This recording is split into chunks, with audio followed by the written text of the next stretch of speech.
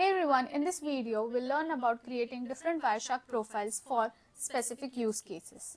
In Wireshark, a profile is like a workspace that saves your settings, including layout, display, filters, column configuration, and color rules.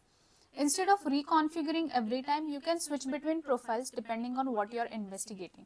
For example, you might have one profile for malware analysis and another for performance troubleshooting. To create different profiles or to add different profiles, you just have to go to Edit, Configuration Profiles. As you can see, I'm on the default profile. To add the new profile, I'll click on this Add button and add a new profile. I'll name this as malware underscore analysis and click on OK. As you can see, profile malware analysis has been created and the traffic has been captured on the screen. Now, what I'll do is, I want to customize the layout. So, if you want to customize the layout, you just have to go to Edit, Preferences, and here you can see a Layout tab. Just click on that and you can see the layout, pane 1, pane 2, pane 3, packet list settings, status bar settings. I'll keep this as defaults. As you can see, I just want packet list in pane 1, packet details in pane 2 and packet bytes in pane 3. So I'll keep it as it is and click on OK. Now, to add useful columns according to your project or your process, to add columns, what you have to do is go again in Edit, Preferences, and go in Columns.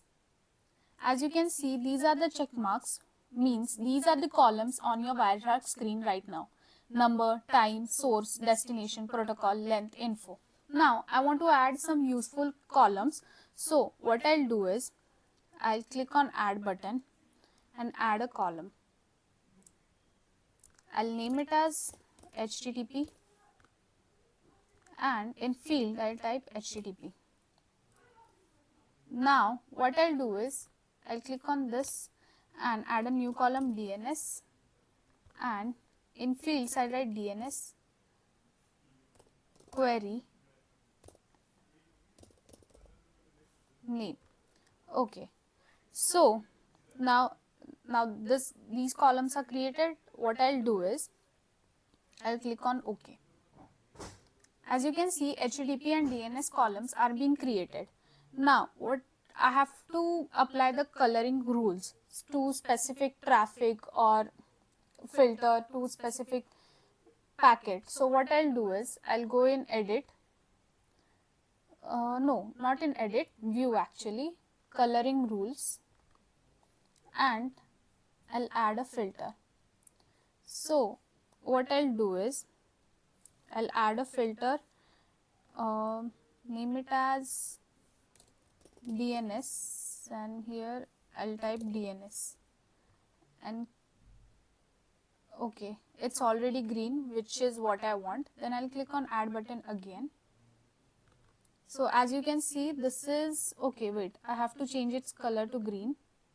So what I'll do is, I'll click on foreground, click on green and OK.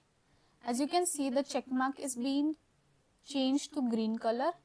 For background, you can choose a color. I'll choose green again and click on OK. So whenever DNS packets will be shown through DNS, they will be shown in green color. Now I'll add one more. Name it as TCP reset.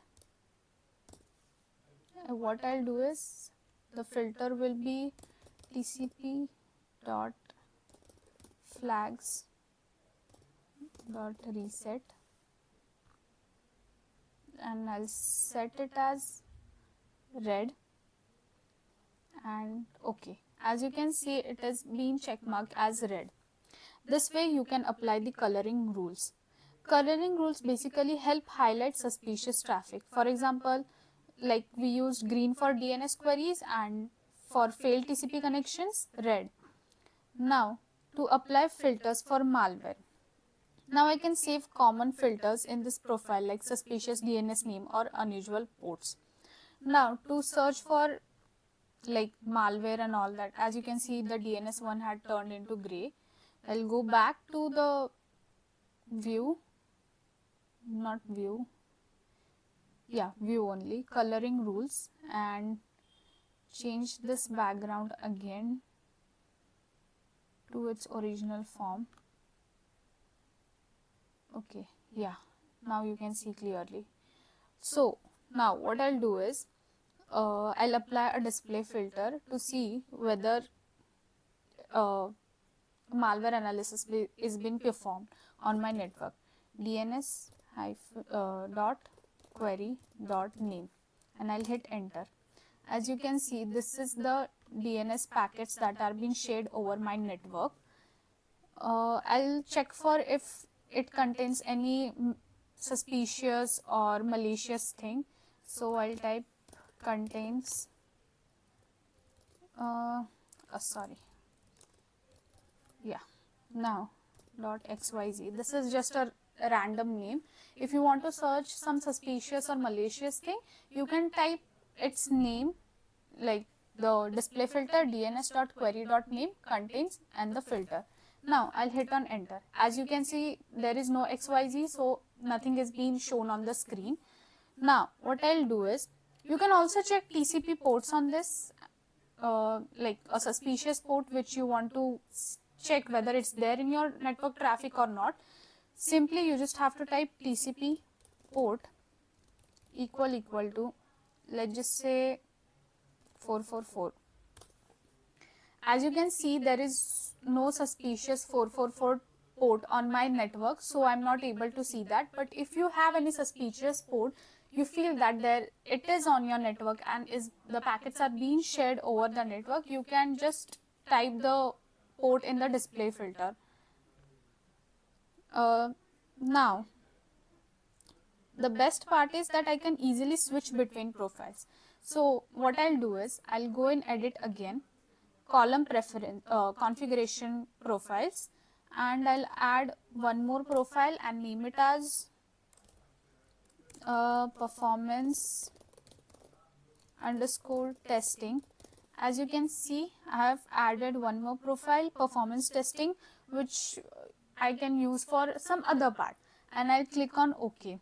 You can also copy the malware analysis and perform different practices on that copied malware analysis Wireshark profile, and some different practices on the original malware analysis profile.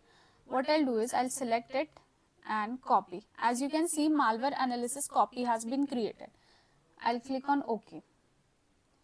And now you can see that I'm easily able to switch between the profiles: malware analysis copy, performance testing. Switching is instant, so I don't waste time reconfiguring. So that's how you create Wireshark profiles for different use cases. As a pen tester, profiles save a lot of time. One profile for malware, another for web traffic, another for performance troubleshooting. Once you set them up, you can analyze packets much faster and with fewer mistakes.